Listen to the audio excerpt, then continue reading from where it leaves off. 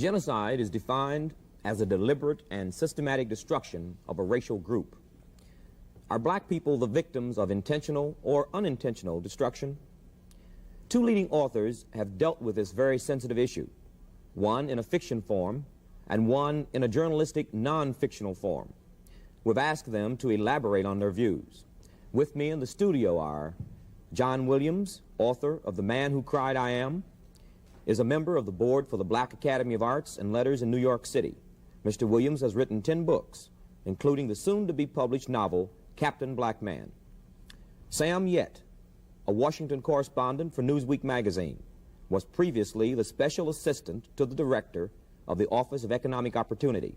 He is the author of The Choice, the issue of black survival in America. Brother Williams? I'm concerned with genocide because it seems to be a peculiar facet of American history. And I suppose if one wanted to explore classical history, there would be enough cases to put forward. But in American history, we know very well that genocide has been practiced rather successfully on the American Indian. We know what the Spanish conquistadores and early Western settlers did to the Chicanos. We know what happened to the Japanese Americans during World War II. We have the very positive example, positive in the sense that one can never forget it, of the eradication of 6 million Jews in Germany. In this country, I believe that blacks face the very real threat of extermination, basically because they are now superfluous to the American economy.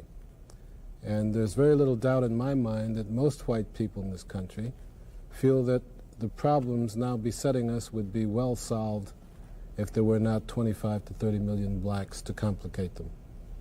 Brother Yet? I was, first of all, Tony, very much impressed with the excellent fictional interpretation of John Williams in The Man Who Cried I Am of the whole matter of genocide. My book does differ from his, and I think rather importantly, in that we have absolutely no fiction in our book. Ours is entirely nonfiction and shows quite essentially the same thing he shows. What I do try to show in my book is that we have now all of the things which make genocide possible. All of the things which were present, as John Williams mentioned, during the time of Nazi Germany. Virtually all of the essential aspects we have now present in our own society. For example, we now have the climate, which would contribute to it, which is one of extreme racial hostility and economic class hostility. We have the vested interest, that is, we have those who make a profit out of repression. We have the lack of black social value historically, and also currently we have the loss of economic value on the part of black people. Then we have the rapid maturity of the police state with all of the technological ramifications. We have the legalization of the police state in such as the no-knock search and seizure preventive detention bills, those which have absolutely abrogated several of the very important tenets in the Bill of Rights to our Constitution. And then finally on the question of whether genocide as it approaches in this country and as it has been ongoing to a lesser degree, whether it is deliberate or non-deliberate, I think is quite irrelevant to the outcome. However, I think it could be quite relevant to the solution to the problem. Oh, one of the things that Sam brought out, it sort of startled me simply because I feel that I ought to know everything that's going to jeopardize my existence, and this I hadn't known. The sort of tentative agreement to phase out the concentration camps, such as the one at Allenwood, Pennsylvania, and Wickham, Arizona, places of this sort, with the suggestion, I think it was, that the poverty camps, the Job Corps Job Corps camps, which were larger and more recently built, might then become the new concentration camps instead of the 6 or 7 that are fairly well known. Well, in addition to that, John, actually, as I point out in the last chapter in the book, in the reality phase of it, I point out that the Law Enforcement Assistance Administration, the LEAA it's called, which is a part of the Justice Department of the United States, is right now building what they call regional detention facilities, which in fact are concentration camps, in virtually every state in the country. That's going on now. The LEAA was, under the recent budget, the fiscal 71 budget, was not only the only part of the federal government, of the executive branch, which received as much money as it requested. It received 3 times the money it requested. Yep. Then I want to ask you a question about the King Alfred Plan. Your book is a book which is, and I will use the term allegedly, fiction. And the King Alfred Plan has worked its way into reality. I may say that people quote it as the plan the American government has for, quote, as I think you said in your book, the final solution for blacks. Tell us about the King Alfred Plan. Do you believe, did your research indicate that this was a systematic plan, or is it something that you dramatized? Well, it was a plan that was devised merely on the basis of ongoing American history. What would any administration do in a situation where large segments of the population were discontented and tearing down their neighborhoods and threatening the order and of the established regime? And I simply sat down. I was far away and not under any great pressures, clear-headed for first time in months, and this is the way it came out.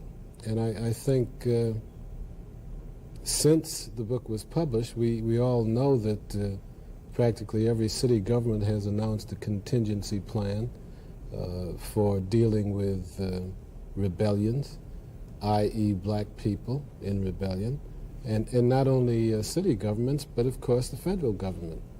It was quite easy to do on the basis of the history that we all know. More specifically, what did the King Alfred Plan outline? It outlined the moves that the federal government would take over, I believe, a 12 or 24-hour period to capture and incarcerate the leaders of black movements, groups in this country. Now, I listed those groups in 1965. As a matter of fact, I made up 2 or 3 groups. But the fact remains that it doesn't matter whether they were imaginary or not. I believe that any group that was in the public eye, and whether it be an organization as mild as the NAACP, would certainly be subject to destruction by the federal government in that particular situation. If you had to make up a list today, what organizations do you feel would be on that list? Well, I think the Panthers would probably head the list. And I think that there must be other, quote, more militant black organizations that are unknown at this point, at least by us, but perhaps not by the federal government, that would also be on that list. I think the Urban League. I think CORE. Any black group which has attracted a large black following or white radical following would certainly be subject for destruction and their leaders picked up. Well, I think what John is saying about the King Alfred Plan, certainly the part he's just discussing now, has been borne out. All you have to do is look in any morning's paper or any afternoon paper or any TV show, and you can see on the screen, not fiction at all, but you can see all of the things he's talking about are coming to the fore. For example, while I was writing my book, I know that I know that a lot of people wouldn't have accepted what I was saying, and that was that the Army was spying on civilians. But before the book could get onto the stands, the Army acknowledged that it was not only spying on civilians, but was spying on even public elected officials. Well, while the Army was busy spying on civilians, the United States Navy was studying the question of who ought to survive among the civilians when we become overpopulated, overpolluted, or whatever. Can you substantiate that? But of course, the book carries that on page 258, as a matter of fact. In my book, I begin a discussion of the different kinds of steps that we're taking for the psychological preparation of a people for genocide. And we point out that in January of 1970, the United States Navy received the study which it had commissioned on the question of The Value of Human Life was the title of it, the Value of Human Life and Initial Analysis. Well, what the study had as its rationale and premise was that as we run out of space, as we run out of good air and water, then the decision has to be made as to who has value, whose life is more valuable. As they put it, the haves or the have-nots, and that somebody would have to be exterminated. Well, now, you don't have to guess very hard who turns out to be either the haves or the have-nots, nor do you have to guess very hard to see who wins in that argument. Well, Congressman Cornelius Gallagher of New Jersey, who at that time was chairman of a subcommittee in the House, a subcommittee on the rights to privacy, read this book, and when he read it and saw that study, he sent a letter to the Navy demanding that the Navy tell him what practical application there could be for such a study, saying that he thought that such questions as who had value had been decided in Genesis and other places. The Navy wrote back and explained to him, in effect, that what this was a part of a program in personnel technology in the military, which would prepare the military, where if they had to commit, say, melee on Main Street, that they would be able to do so without overburdening their consciences. Now, Congressman Gallagher was necessarily disturbed by that, as you understand. He wrote back and demanded, as chairman of that subcommittee, that that study be terminated. The study was costing $1.5 million, and the Navy listed a number of others which were corollaries to it. But instead of the studies being terminated, what got terminated was Congressman Gallagher's subcommittee. And he put all of that, incidentally, into the congressional record. If anyone would like to look at it, it's in the congressional record of March the 2nd, 1971, on page E1295. One of the major things in your book, which I believe is long overdue for wide reading, was the fact that our military have defoliated not only foliage to get at the enemy in Vietnam, and I think that was a ploy, but innumerable rice plantations and bringing Vietnam to her knees. Now, Vietnam, I think you said, was the major supplier of rice for the world at one point. The rice bowl, the geopoliticians talk about the rice bowl. Right. Those several countries right in and around Vietnam, right. They were, of course, the biggest producers of rice in the world. That is the main staple in that part of the world. That rice cup part of the book, I must say, I do think is terribly urgent in terms of people understanding really why we got to Vietnam, who makes the profit, both economically and politically. Most people don't even know that we grow rice, and that we are now shipping rice to Vietnam. Oh, well, let's deal with that for a second, if we may, John, because when you talk about our growing rice, actually, commercial rice in this country is grown in only 5 states, the states being Texas, Arkansas, Mississippi, California, and Louisiana. Now, it turns out that the United States grows less than 1% of the rice produced in the world, less than 1%. Nonetheless, the United States is the world's largest exporter of rice. Our biggest buyers of rice happen to be South Korea, whom we helped a couple of decades ago, and South Vietnam, whom we are helping currently. They being the largest producers of rice, nonetheless, they are unable to get the rice to their markets. They must buy from us. It just happens that the representatives in the Congress from those 5 areas and the immediately neighboring states hold virtually all of the important positions of seniority in the Congress of the United States. Are there any specific examples or recent evidence that you have witnessed since you dealt in fiction that would be a factual documentation of your theory of genocide? Well, you mentioned earlier intentional and unintentional, and I think Sam said it didn't matter which, the end is the same. Well, in 1968, a friend of mine, a novelist and X-ray technician named Chester Aaron in San Francisco, discovered that black people were getting 1/4 to 1/2 more doses of Roentgens when they went in for X-rays than whites. Under the theory that had been taught to technicians that black people having darker skins and allegedly thicker bones require more x-rays. Mr. Aaron finds this to be totally false and has notified a number of people, including Ralph Nader, members of x-ray societies, doctors, organizations, what have you. Again, this is one of the unintentional methods. Women go in for x-rays, they become sterilized if they're pregnant. Children are stillborn. We know that leukemia and cancer can result from too many x-rays, and most people just don't know. They go in and get shot up, and that's it. Maybe 10 years later they come down with leukemia, too many white cells, and don't know how they started. John, why did you deal with the subject in fiction form? Well, it seems to me that storytelling, i.e. fiction, it was probably the oldest form of telling the truth. And I write nonfiction too, but I just felt that the book would have more sacco if it went into a novel. I point out in the book in a chapter called The Ultimate Weapons, Birth Control and Starvation.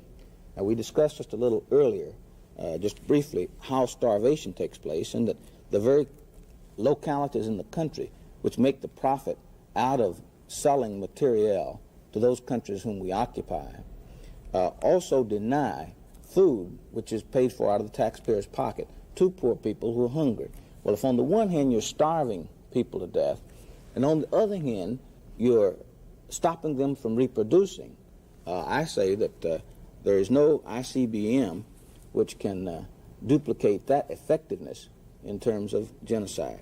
Well, there's a third thing, the great number of blacks who make up the armed forces, combat forces, with which you dealt in your book.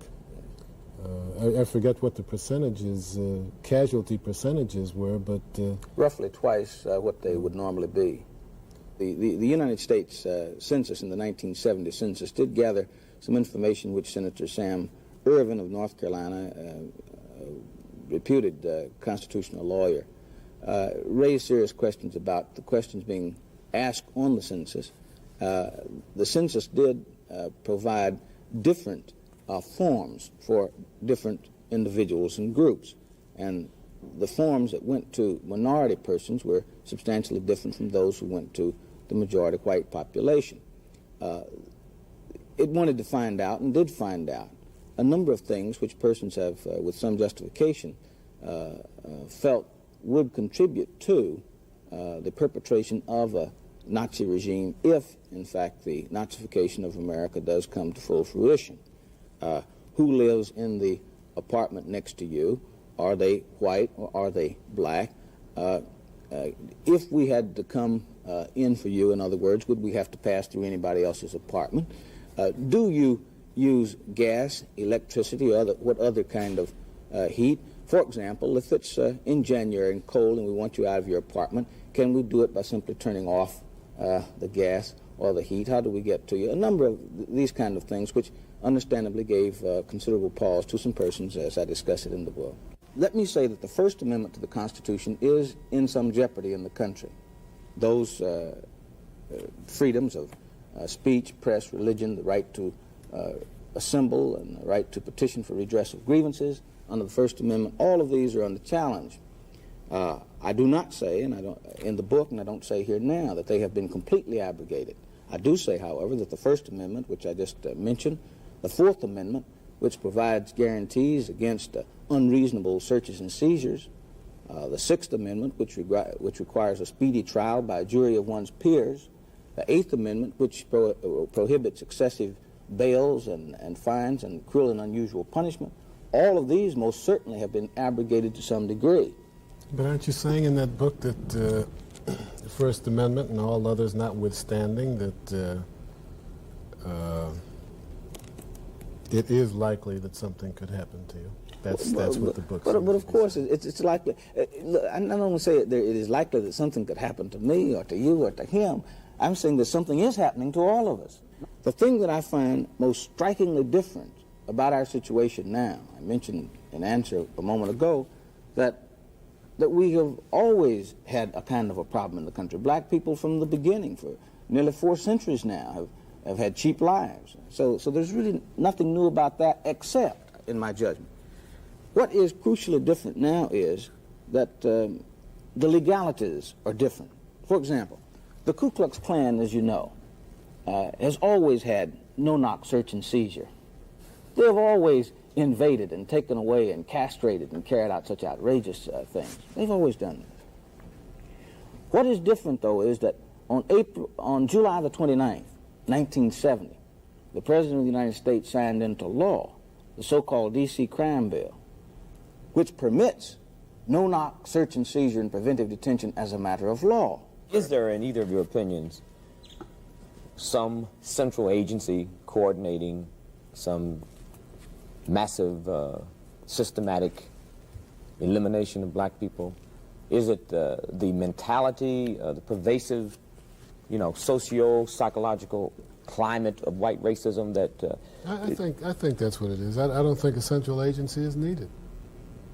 You drive through parts of Detroit and just get yourself a bullet in the head if it's a wrong part, and that doesn't deal with an agency. That deals with some American history, the way people in that neighborhood feel about black people, and it's multiplied 1,000 times over in this country.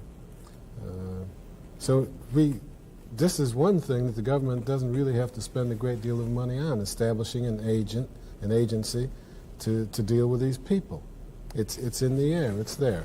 And certainly when the president says he's opposed to busing, or he talks in that peculiar Nixonian language, which is supposedly filled with all kinds of signals that black people supposedly don't understand, he's just saying, go ahead.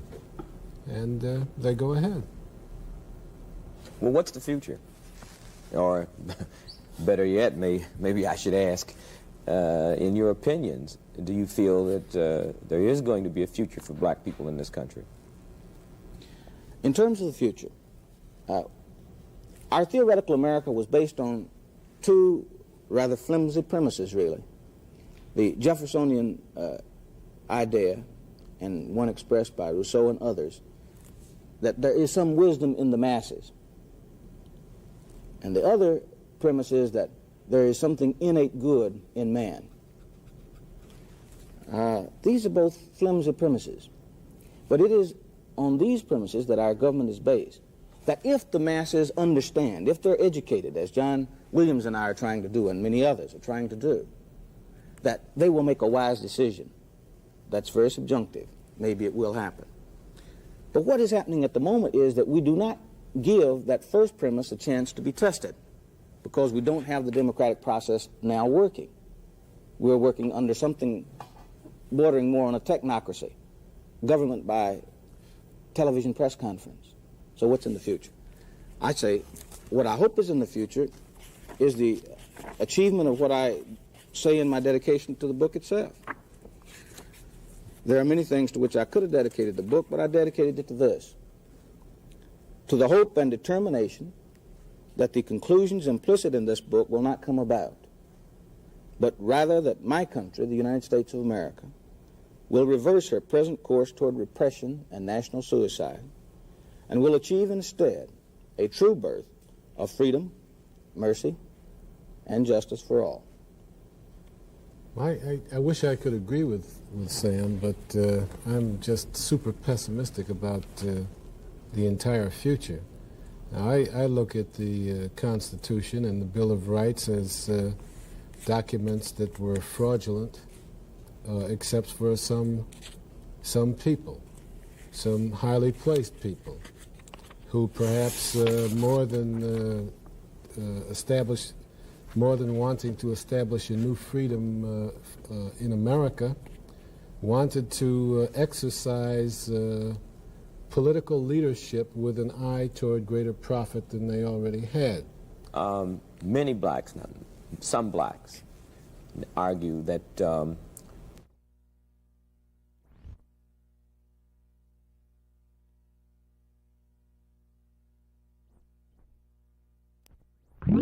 school busing, and the idea of integration itself is a form of genocide?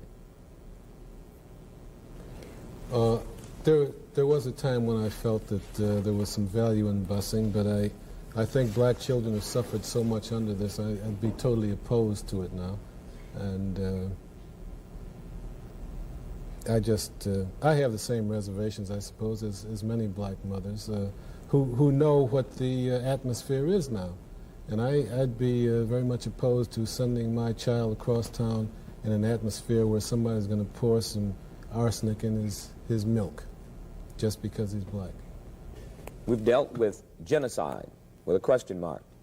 Both brothers are very leading writers, have authored books on this subject, have done quite a bit of research on the subject. There are no absolute conclusions, but there is enough there for serious thinking.